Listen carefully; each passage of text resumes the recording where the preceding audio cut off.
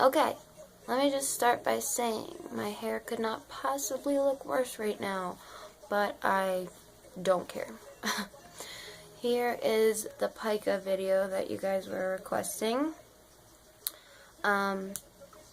Basically, I'm just going to get right into it. I have a little list made because I don't want to forget to tell you anything, even though I'm sure I will still forget something.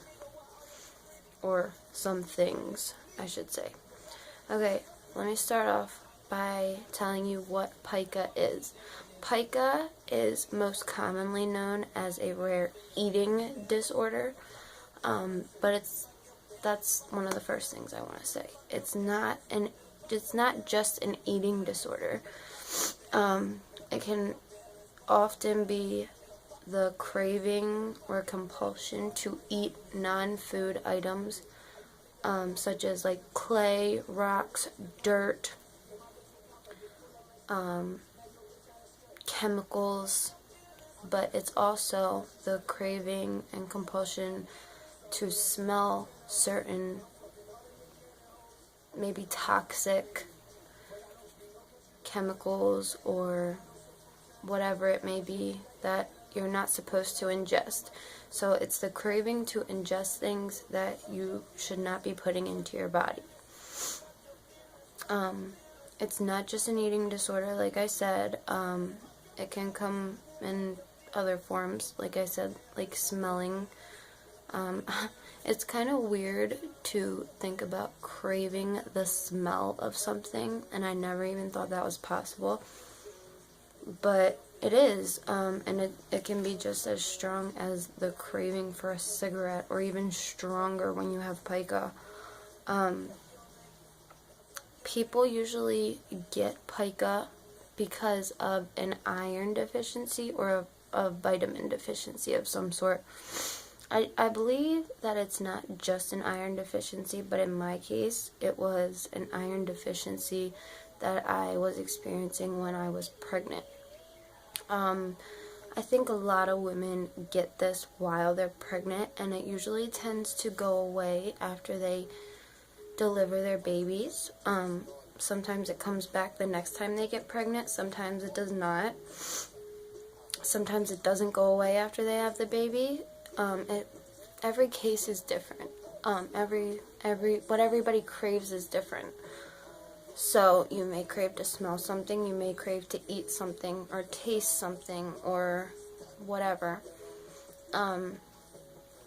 If you've watched the show My Strange Addiction, they have shown a lot of people on there that, I'm not sure if they say they have pica on the show, but I believe they do have pica. There's people that eat rocks, soap, laundry detergent, dryer sheets, people that smell gasoline, they eat the walls of their house, their mattresses, whatever it is, they crave it so strongly that they are compelled to do it, even if they don't want to, or they know it's not good for them or not normal. If you have experienced this, or you know someone that has been through this, they're not crazy, you're not crazy, there's not some like mental issue in your head. It's literally your body craving for something that it needs. Our bodies tend to do that when it needs something. It lets you know in some way. Doctors usually pick up on those symptoms better than we do, because we don't all necessarily know what they mean if we've never been to school for those sorts of things. But that's what I want to say. Pica can be very, very dangerous, and it can also be very deadly. That sounds extreme, but it can. And if you are experiencing this, if you have pica, if you think you may have pica, please go to your doctor and just try to get diagnosed, try to find out the problem. Typically, if it's an iron deficiency or a vitamin deficiency, they can give you supplements to help that.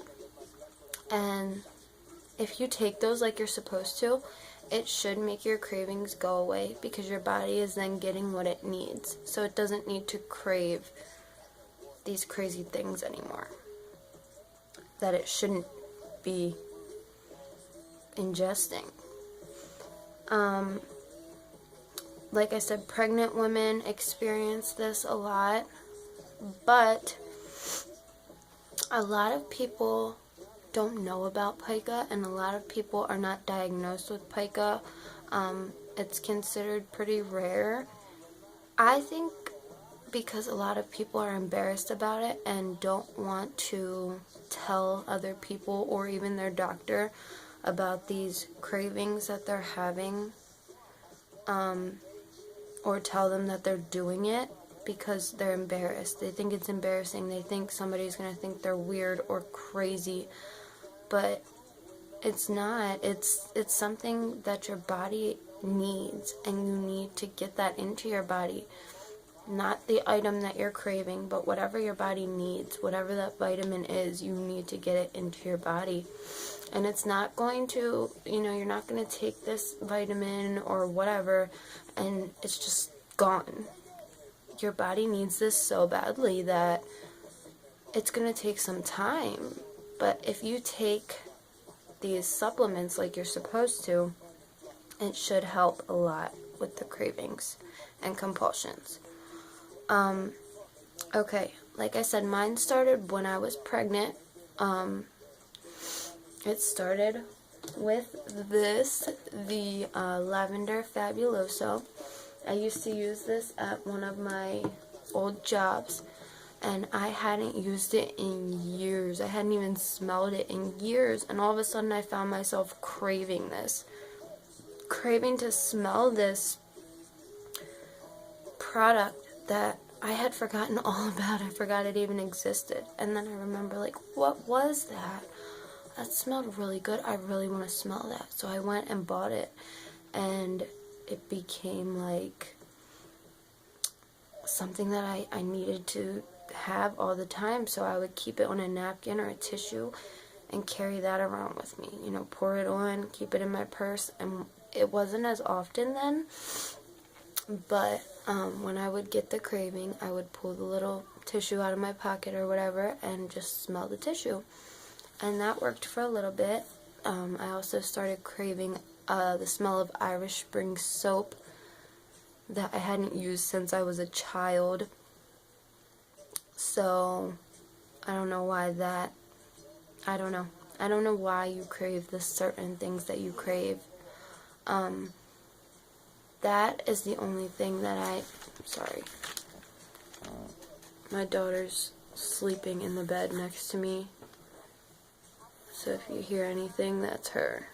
I'm trying to make sure she doesn't knock the camera over.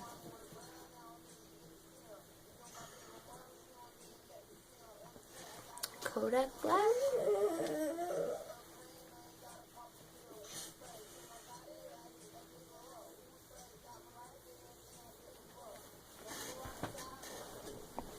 Okay. So, I don't remember what I was talking about. Oh, the Irish Spring soap.